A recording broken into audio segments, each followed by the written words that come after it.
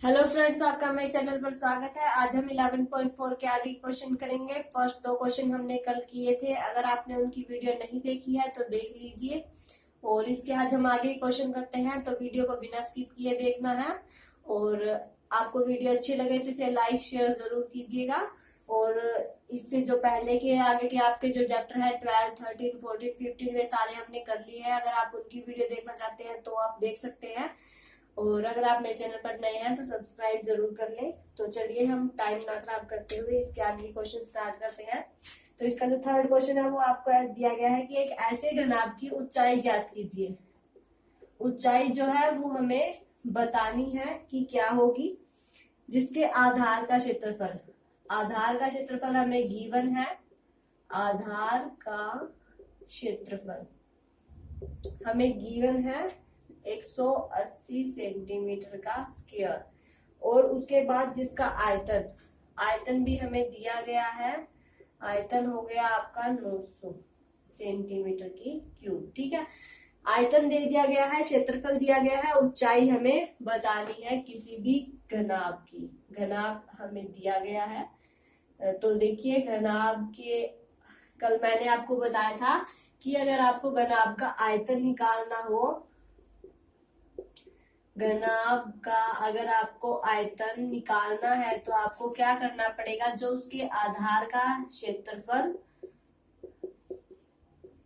जो उसका आधार है उसका क्षेत्रफल मल्टीप्लाई में ऊंचाई करेंगे तो हम उसका जो है वो निकाल सकते हैं आयतन। ठीक है, आधार का क्षेत्रफल मीन्स जो आपका ये बन रहा है आयत, जो आपका बन रहा है आयत का क्षेत्रफल निकालिए, उसकी ऊंचाई जो आपकी ये ऊंचाई होती है इसके साथ मल्टीप्लाई कर दीजिए, तो आप जो है वो उसका आयतन निकाल सकते हैं कि इसके अंदर हम पानी है, तेल है, जो भी है इसके अंदर हम कितना भर सकते हैं। ठीक है, अब देखिए आपको आयतन दे दिया गया है कि इसके अंदर हम इतना भर सकते हैं, क्षेत्रफल दे दिया गया है कि जो इसके नीचे के मतलब आयत का जो क्षेत्रफल है वो आपको दे दिया गया। तो अब इसने कहा हमें ऊंचाई निकालनी है, तो हम इसी फॉर्मूले से जो है वो ऊंचाई कैसे निकालेंगे, जो हमारा घनाभ का आयतन है, आयतन जो हमें दिया गया है, और डिवाइड में आपका ये आ जाएगा आधार का क्षेत्रफल। ठीक है, आधार का क्षेत्रफल इक्वल में आपकी क्या बच गई, ऊंचाई बच गई।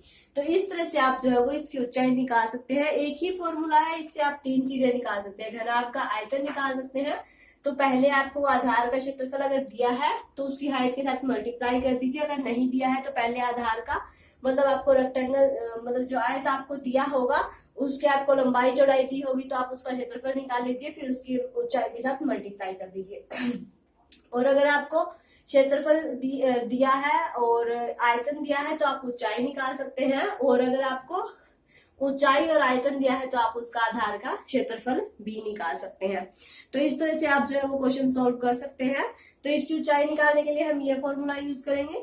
तो ऊंचाई जो है वो हमारी इक्वल आ जाएगी, घनाभ का आयतन हमें कितना दिया गया है 900 सेंटीमीटर की क्यूब, और ये आपको दिया गया है 180 सेंटीमीटर का स्क्वायर। एक जीरो से एक जीरो कैंसल, 18 5 19, एक से ये कैंसिल, तो 5 सेंटीमीटर जो है वो आपका आंसर आ जाएगा कि इसकी ऊंचाई आपकी जो वो कितनी है 5 सेंटीमीटर है। कौन से घनाभ की, जिसका क्षेत्रफल आपका 180 है और आयतन 900 सेंटीमीटर की क्यूब है, तो उसकी हाइट जो है वो आपकी 5 सेंटीमीटर होगी। तो इस तरह से आप जो है क्वेश्चन सोल्व कर सकते हैं। ये फॉर्मूला याद करने का तरीका मैंने आपको कल वाली वीडियो में बताया था। अगर आपने कल वाली वीडियो नहीं देखी है तो जरूर देख लीजिए। चलिए नेक्स्ट क्वेश्चन करते हैं। इसी के साथ आपको दिया गया है एक घनाभ की विमाई है। विमाई मीन्स जो घनाभ है आपका उसकी लंबाई, उसकी चौड़ाई और उसकी ऊंचाई। ठीक है, ये तीनों चीजें हैं। तो ये आपकी दी गई है 60 सेंटीमीटर, 54 सेंटीमीटर और 30 सेंटीमीटर। ठीक है, घनाभ की विमाई मीन्स घनाभ की लंबाई, चौड़ाई और ऊंचाई आपको जो है वो दी गई है। ठीक है, ये घनाभ है, इसकी लंबाई दी है, ये चौड़ाई दी है और ये ऊंचाई, तीनों आपको जो है वो मेंशन करके दी गई है। अब इसे पूछा कि इस घनाभ के अंदर 6 सेंटीमीटर भुजा वाले कितने छोटे घन इसने क्या कहा है, 6 सेंटीमीटर भुजा वाले कितने छोटे घन रखे जा सकते हैं। मतलब हमें ये बताना है कि इसके अंदर रखना है कुछ हमें।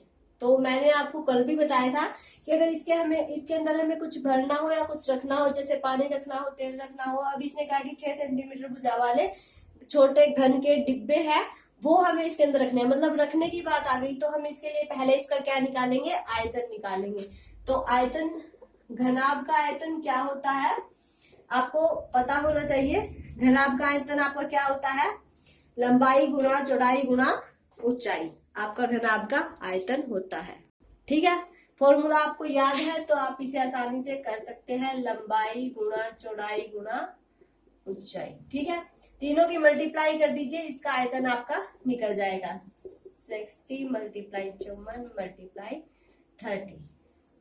आयतन जो है वो आपका निकल जाएगा जब आप तीनों की मल्टीप्लाई कर देंगे। ठीक है, तो सबसे पहला काम तो हमारा यही है कि हम इनकी जो है वो मल्टीप्लाई कर दे। देखिए 6 3 18, 1800 हो गया ये तो हमारा। तो हम 1800 की कर देते हैं 54 के साथ। ठीक है, मल्टीप्लाई 4 8 32, 5 0 0 5 0 0, 5 8 5 9। तो आपका ये आ गया 97200। तो ये आपका 97200 सेंटीमीटर की क्यूब। ये आपका क्या आया है, ये आपका घनाभ का आयतन आया है। फिर इसने कहा है कि इस घनाभ के अंदर 6 सेंटीमीटर भुजा वाले कितने छोटे घन रखे जा सकते हैं। घन है, उसकी भुजा दी गई है। घन की भुजा आपको कितनी दी गई है, 6 सेंटीमीटर भुजा दी गई है। देखिए इसका आयतन है, तो इसका भी हमें पहले आयतन निकालना होगा, फिर हम इनको डिवाइड करेंगे, तब हम बता सकते हैं कि कितने डिब्बे रखे होंगे। ये नहीं है कि इसका तो आयतन है और इसके आप भुजा के साथ डिवाइड करते हैं और बता दें कि इतने डिब्बे रखे जा सकते हैं, ऐसा थोड़ी होगा। इसका भी हमें पहले आयतन निकालना पड़ेगा। तो घन का आयतन आपका क्या होता है, देखिए घन और घनाभ में फर्क होता है। घन में आपके जो है सारी भुजाएं समान होती है और घनाभ में आपका आयत के आकार का होता है। ए की क्यूब मतलब आपकी सारी अगर आपकी भुजा ए है तो उसका क्यूब अगर हम कर दे तो हमारा आयतन निकल आता है। अब भुजा आपको 6 दी गई है, तो 6 का जब हम क्यूब करेंगे तो इतना सेंटीमीटर आपका आ जाएगा। ठीक है, इतना सेंटीमीटर का क्यूब इसका आयतन आपका आ जाएगा। ठीक है, फिर क्या करना है, हमें उसके अंदर जो डिब्बे रखने हैं वो हमें बताने हैं कि कितने डिब्बे घनाभ के अंदर रखे जा सकते हैं। तो उसके लिए हमें क्या करना पड़ेगा, घनाभ का आयतन बटे एक घन का आयतन। ठीक है, एक छोटे घन के डिब्बे का, मतलब जो डिब्बे रखने हैं घन के आकार का जो डिब्बा है आपका, उसका आयतन। तो घनाभ का आयतन कितना है आपका 97200 और ये आपका है 216। तो इन्हें आप जब काटेंगे तो आप इन्हें काट लीजिए, 97200 216। पहले 2 से काट दीजिए, 2 1 2, 2 8 16, 2 4 8, 2 8 16, 2 6 12। ठीक है, फिर 2 से काट दिए, 2 5 10, 2 4 8, 2 4 2 2 4, 2 4 8, 2 3 6। ठीक है, फिर काट दीजिए, 2 2 4 और 2 7 14, 2 1 2, 2 2 4, 2 1 2, 2 5 10। ठीक है, फिर 3 से काट दीजिए, 3 9 27, 3 4 12, 3 5 15 और ये 0। फिर 9 से ही काट दीजिए सीधा, 9 4 36, 4 बच गया, 9 5 45 और 0। तो इसका आपका आंसर आ जाएगा 450 सेंटीमीटर। ठीक है, मतलब इतने सेंटीमीटर की जो डिब्बे हैं वो आप इस घनाभ के अंदर रख सकते हैं। कितने डिब्बे, 450, मतलब 6 सेंटीमीटर भुजा के 450 डिब्बे आप जो है वो इस घनाभ के अंदर रख सकते हैं। तो आपको ये नहीं करना है कि इसका तो आयतन निकाल ले और इसकी एक भुजा से डिवाइड कर दे, ऐसे करेंगे तो गड़बड़ हो जाएगी। अगर इसका आयतन निकाला है तो इसके भी एक डिब्बे का पहले आयतन निकाल लीजिए और उसे उससे डिवाइड कर दीजिए, आपका क्वेश्चन सॉल्व हो जाएगा, कोई दिक्कत नहीं होगी।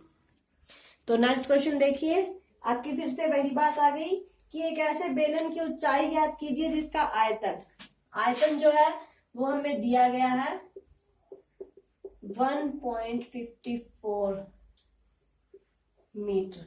ठीक है, इतना आपको जो है वो दिया गया है, और जिसके आधार का व्यास दिया गया है हमें, कितना दिया गया है 140 सेंटीमीटर। ठीक है, और बेलन है आपका इस तरह का, यानी कि जो इसका ये आधार है सर्कल, इसका व्यास आपको दिया गया है 140 सेंटीमीटर। ये हाइट हमें बताना है कितनी है, और आयतन इसका जो है मतलब इसके अंदर हम कितना रख सकते हैं वो आपको दे दिया गया है।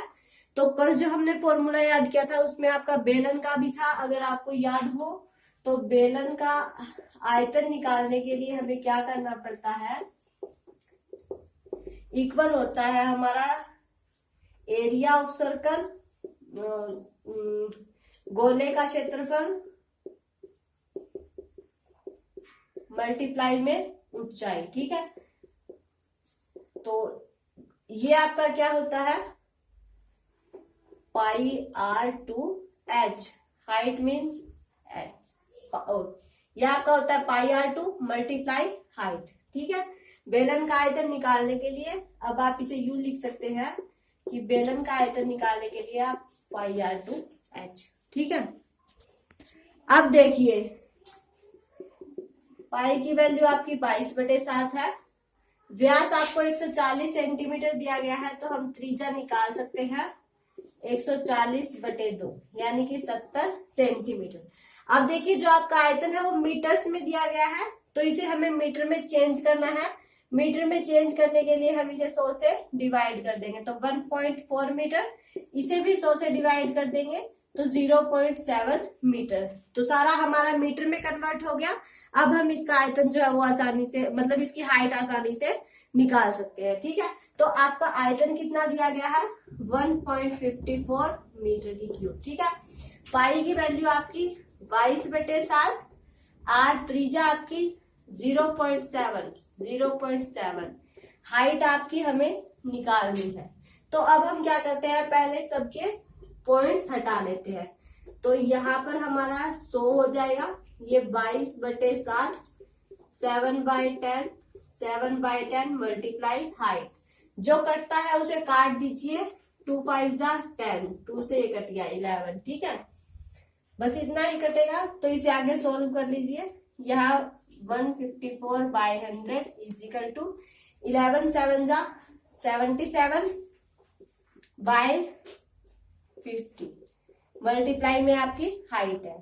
अब हमें क्या करना है, यहाँ देखिए ये है इस साइड आएगा तो पलट जाएगा 154/100, ये मतलब इस साइड आएगा आपका तो 50 ऊपर हो जाएगा और 77 आपका नीचे हो जाएगा, इक्वल आपकी हाइट है। ये यहाँ मल्टीप्लाई में था, यहाँ डिवाइड में आएगा। देखिए डिवाइड में इस तरह से आएगा, ये जब हम इसे पलटेंगे तो 50 ऊपर आ जाएगा और 77 हमारा नीचे आ जाएगा। समझ गए? तो इसे अब काट दीजिए, 77 2 154, 50 2 100, 2 से 2 हमारा कैंसिल, तो हाइट हमारी कितनी आ गई 1 आ गई, 1 मीटर आ गई। ठीक है, 1 मीटर हमारी हाइट आ गई।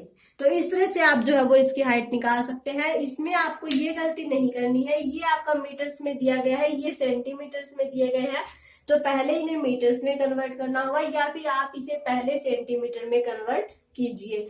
या तो सारे सेंटीमीटर में हो या सारे मीटर में हो, तभी आप इन्हें अच्छे से सोल्व कर सकते हैं। पाई की वैल्यू आपको पता है 22/7, और इसका फॉर्मूला याद करने के लिए कल मैंने आपको वो जो फर्स्ट क्वेश्चन से पहले करवाया था उससे आप इसका फॉर्मूला याद कर सकते हैं, area of circle multiply height. Area of circle आपका ये हो गया, हाइट मतलब h हो गया। अगर आपको आयतन और ये त्रिज्या व्यास दिया गया है तो आप हाइट निकाल सकते हैं, और व्यास और हाइट दी गई है तो आप इसका आयतन निकाल सकते हैं। तो इस तरह से आप एक क्वेश्चन से जो है एक फॉर्मूले से 2-3 तरह के क्वेश्चन जो है वो आप सोल्व कर सकते हैं। तो आप देख ले कि आपको क्या दिया गया है और क्या आपको निकालना है, तो आप उसी हिसाब से अपने क्वेश्चंस को करिए। और मीटर सेंटीमीटर का आपको पूरा ध्यान रखना है, वरना गड़बड़ हो जाएगी। और बेलन का जो है वो आप इसी तरह से निकाल सकते हैं।